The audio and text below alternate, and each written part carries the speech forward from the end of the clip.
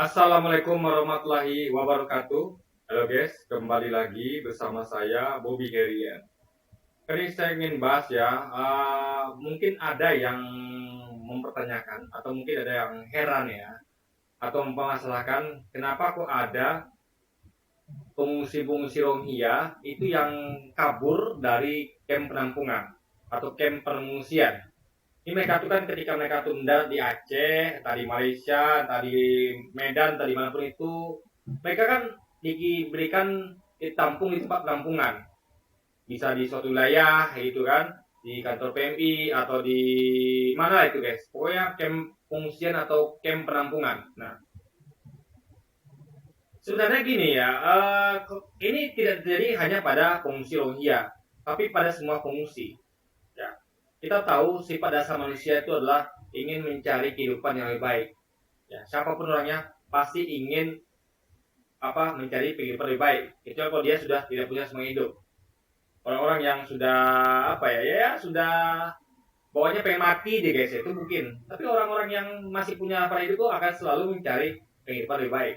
Nah, jadi ketika mereka itu misalnya ya dari awalnya mereka tuh kabur dari Myanmar karena pembantaian genosida dilakukan oleh junta militer Myanmar, terus mereka tuh pergi kemana-mana guys, ada yang ke Bangladesh, ada yang ke Malaysia, ada yang ke Indonesia gitu kan, dan beberapa tempat lainnya. Nah, yang pengangkat terusan mereka adalah kan di Bangladesh itu. Nah, cuman eh, nggak ada orang tuh guys ya di dunia ini yang mau ditampung selamanya, nggak ada. Mereka tuh pasti awalnya saja mau, karena namanya penampungan, tentu mereka akan dapat bantuan, ya bantuan. Orang tidak ada orang tuh mau dibantu terus menerus, nggak ada ya. Orang tuh pengen mandiri semuanya, ya. Karena mereka tahu kalau bantuan orang ini adalah sampai kapan lah, ya. Kalau jadi apa-apa bagaimana? Misalnya kalau nggak ada membantu lagi gimana? Jadi sifat naluri dasar manusia itu akan tidak mau dibantu terus menerus, sifat dasar gitu ya. Ada semacam rasa tidak aman, tidak nyaman dibantu terus menerus. Karena kita tuh semua pengen mandiri, berdiri kaki sendiri, sehingga kita lebih kuat. Orang yang mandiri pasti akan lebih kuat dibandingkan orang yang tidak mandiri. Jadi itu adalah sifat dasar manusia. Sehingga ketika mereka awal-awal tiba di kamp pengungsian, ada orang-orang tuh yang sabar, menunggu momen tepat, ya. Ya mungkin mereka tuh merasa bahwa mereka tuh belum mampu. Ketika mereka tuh terjun ke masyarakat, mereka belum mampu karena keterbatasan pendidikan, tidak punya KTP, ya tidak punya macam-macam lah, paspor, visa, sehingga mereka tuh akan riskan dan cenderung sabar sebelum mereka menunggu ada kesempatan untuk bergabung dengan masyarakat untuk bisa mandiri, gitu guys ya. Sama kayak orang di penjara, kan sama. Bedanya di penjara tuh orang itu tentu sudah punya KTP, sudah punya paspor visa mungkin kalau dia ngurus sebelumnya.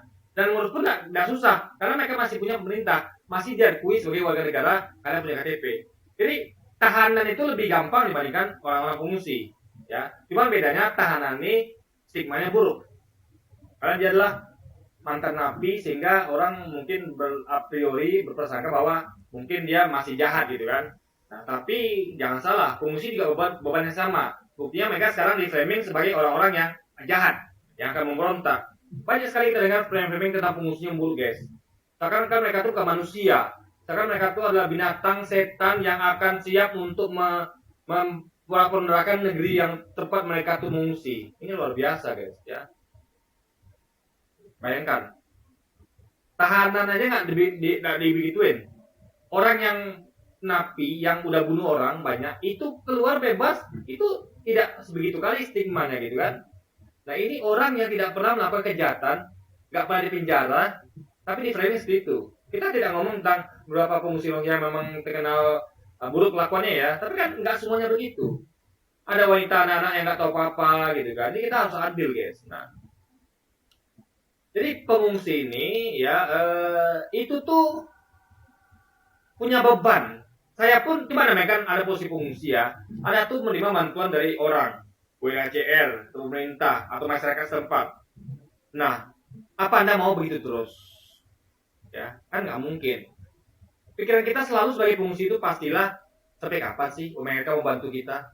Ini mereka tuh nggak ada rasa nggak sabar sehingga mereka tuh cepat-cepat pengen mandiri, sehingga mereka tuh satu solusi ya gabung ke masyarakat, mau nggak mau suka nggak suka, meskipun dengan risiko belum ada KTP, nggak ada paspor visa, dengan risiko ditangkap oleh aparat karena mereka tidak punya KTP, nggak punya visa, nggak punya paspor. Makanya kadang-kadang ada tuh pengungsi yang nakal, mungkin mereka tuh ya bikin KTP palsu, paspor visa palsu. Ya sama kayak orang kita juga gitu kan. Orang kita juga ada yang nakal, ya. Bikin KTP palsu, bikin paspor visa palsu juga ada, guys. Bahkan orang kita ada juga nekat luar negeri tanpa paspor dan visa, alias ilegal. Jadi masalah itu tuh ada di semua orang gitu, bukan di semua suku, bukan hanya suku Rohingya. Karena orang tuh semua tuh akan selalu mencari jalannya, ya. Apalagi orang-orang terdesak yang betul-betul ingin mandiri, guys. Anda bayangkan ya, seorang ayah atau seorang ibu yang melihat anak-anaknya ini yang nggak rela dia dibantu orang terus, guys. Dia harus bisa buat sesuatu buat anak-anaknya. Tentu mereka harus mendapatkan kehidupan lebih baik. Tapi sayangnya, gimana mereka ngurus KTP? Gimana mereka ngurus paspor visa? Kalau kita masih bisa, kita masih punya pemerintah. Mereka nggak punya, mereka aja pengungsi. Saya mau bikin KTP gampang. Saya tinggal pergi kantor lurah, kantor camat. Kamu kelahiran sini, ya Pak, saya kelahiran sini. Bikin paspor visa, tinggal pergi ke kantor ini. Karena KTP punya gitu kan. Nah mereka gimana? Mau kayak bikin KTP Indonesia, mimpi kali ya. Mau bikin KTP Bangladesh, mimpi kali ya. Karena mereka bukan dihitung sebagai warga negara, tapi mereka adalah pengungsi. Itu kendalanya.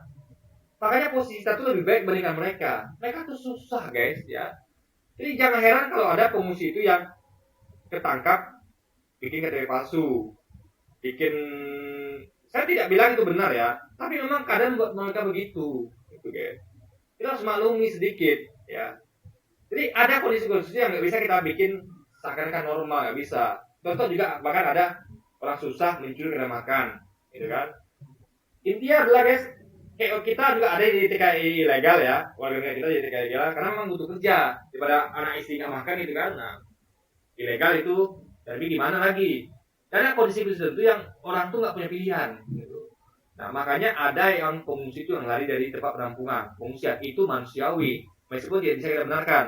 Nah makanya ini menjadi pelajaran bagi kita semua, pemerintah ya, juga UNHCR itu harus berpikir jauh ke depan. Jangan hanya memberikan bantuan-bantuan saja, menampung-nampung saja, tapi pikirkan bagaimana mereka dikedepankan. Harus divestasi. Kalau saya dari UNHCR, saya akan petakan. Saya punya target, ya. Kalau pengungsi ini mau ditampung, jangan sampai lebih setahun. Dan kita kasih tahu mereka, kami berjuang untuk Bapak Ibu, bukan hanya untuk memberi makan Bapak Ibu nampung sini. Kami punya planning untuk Ibu Bapak Ibu ke depan.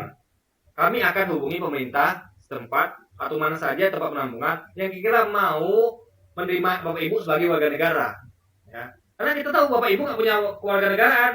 Mau di Myanmar dibantai, kan di mana mengungsi, Bangladesh mengungsi, Indonesia mengungsi, Malaysia mengungsi. Jadi UNHCR itu harus aktif melobi pemerintah setempat untuk mau menerima pengungsi ini, apapun sukunya, mau Rohingya kek, mau Sierra Leone kek, mau dari mana kek, untuk mau menerima sebagai warga negara, ya. Dan UNHCR juga bantu mendidik. Mereka selama di kamp penampungan itu dididik bagaimana bermasyarakat, bagaimana punya skill, bagaimana bekerja, akhlaknya perbaiki, agama perbaiki, gitu guys. Jadi UNHCR ini sebenarnya punya tugas yang banyak, bukan hanya memikirkan bagaimana untuk sebenarnya membantu, bukan itu guys.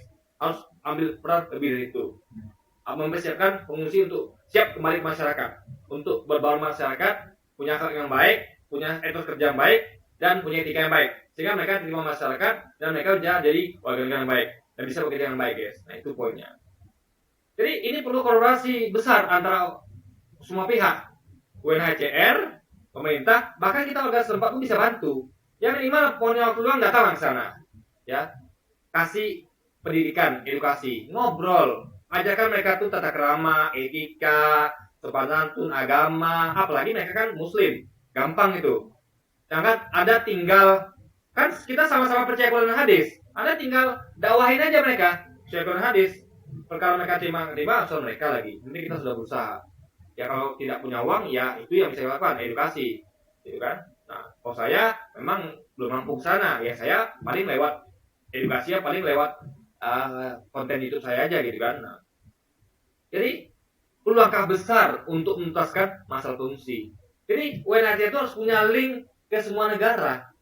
Linknya jangan hanya Bangladesh, Malaysia, Indonesia, link ke semua negara. Perlu negara-negara kecil yang kayak di terpencil itu, kayak di Kepulauan Salomo, di segala macam gitu kan. Di mana saja UNHCR itu harus punya koneksi, sehingga dia tuh akan mencari kira-kira di mana nih negara yang kurang penduduk, yang punya tanah luas, yang mana memang kayak Jepang itu. Nah, Jepang contoh guys. Jepang itu kita akui memang kekurangan penduduk, karena penduduk tuanya lebih banyak dibandingkan yang muda. Sehingga Anda bayangkan Jepang itu selalu banyak menerima pekerja tiap tahun dari Indonesia mana-mana. Nah, Jepang bisa dijadikan opsi satu untuk dibujuk, opsi untuk mau menerima pengungsi dari manapun itu ya, untuk jadi warga negara Jepang. Jadi UNHCR ini punya tugas yang berat. Nah, kalau saya diberi amanah untuk memimpin UNHCR, saya akan kerjakan itu. Kan saya kerjakan guys, insya Allah itu. Ya, memikirkan bagaimana bukan hanya memberi makan pengungsi, tempat tinggal sementara, tapi juga bagaimana kehidupan mereka ke depannya. Jadi mereka tuh nggak perlu secara ilegal kesana kemari, nggak perlu. Mereka tinggal kita kasih janji dan kita tepati. Ya, kita ngomong ke pengungsi nih, kalian semua ya, kami tahu kalian sementara ini butuh tempat tinggal dan makan. Kami UNHCR akan bantu, tapi kami akan disiapkan kalian untuk bisa mandiri. Nah, yang penting kalian sabar dan kalian tuh mau ikutin kami. Karena di masyarakat tuh nggak bisa sembarangan. Kalian tuh harus pandai ambil arti rakyat setempat. Karena kan kalian numpang. Untuk jadi warga negara suatu negara itu susah, bukan gampang. Kita tuh ada banyak stigma yang kalau kita tuh salah kita bisa dianggap musuh.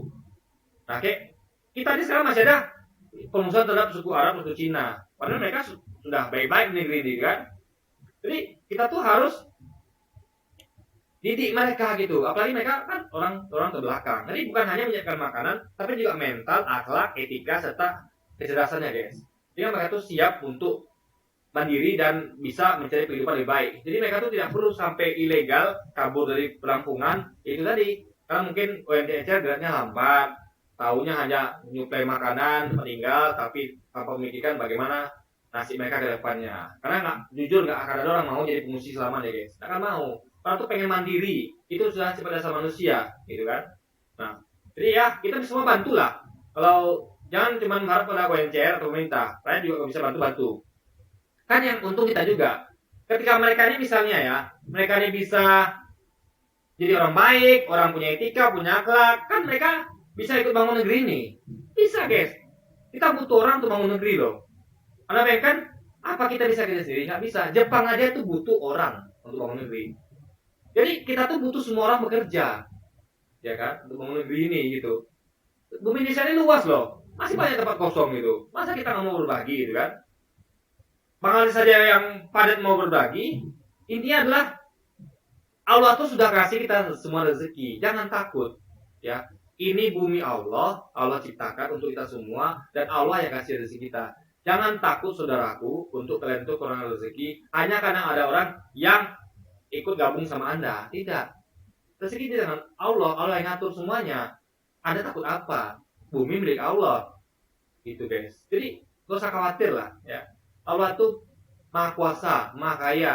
Dia akan memberikan semuanya yang terbaik untuk kita, hambanya yang bertakwa padanya. Tugas kita tuh hanya beriman dan bertakwa, itu saja guys. Sisanya serahkan semua ke Allah. Kita ikhtiar, ya Allah, aku udah ikhtiar nih, ya, aku udah berbuat yang terbaik, aku udah berbuat baik, aku udah bantu kemanusiaan, aku udah bantu orang susah, aku udah nolong orang-orang yang menderita, dan sekarang ya Allah, usahaku nih, usahakan semua samamu.